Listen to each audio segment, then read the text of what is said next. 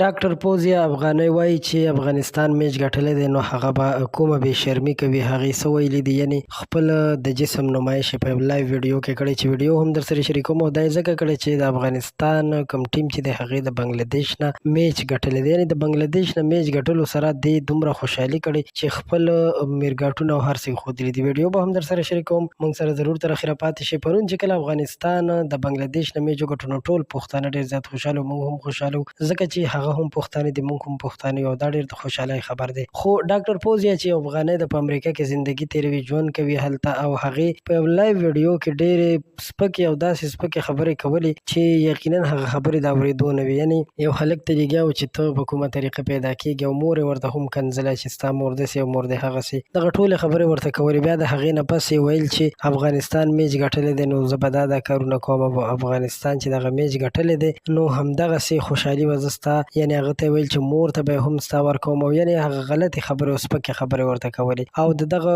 مخصوص اندام چې کوم د ښځو وي د هغې نه یې نه خوځوه، یعنې همغه نوم به یې بار بار اخیستلو. دغه ویډیو په سوشل میډیا باندې هم شته دی، په ټیک ټاک لایف کې او نور داسې پلیټفارم کې هم شته دی. نو دغه ویډیو خو موږ ته چا رالیږلې وه، یقینا چې ډېر زیات خفه شو په دغه باندې چې یو پښتانه څنګه داسې کارونه کولی شي. که د دوی د پښتونخوا پښتنو سره نه لګي نو د دې خو دا مطلب نه دی چې دوی د دغه سپک نوم اخلي. یاره دغه ماشومان هم ناست وي ویډیوګانې ګوري په ټیک ټاک باندې یا په یوټیوب باندې، او دوی په کله لایو راشي یا دوی کومې ویډیوګانې چې وي هغه مخې ته راشي، نو یقینا په دغه ویډیوګانو باندې ځوانان خو خراب دي، ماشومان ورسره هم خرابېږي ځکه چې هغوی د دغه نومونو نه، د دغه ځایونو نه، د دغه څیزانو نه نه وي خبر. خو چې کله دوی خبر کړي نو بیا ماشومان هم ورانېږي، او بیا اکثر خلک وایي ماشوم سره زیاتی وشو یا ماشومان هم خپلو کې راپاسي په یو بل باندې زیاتې کړې وي. نو دا ټول د همدې څیزانو نتیجه ده.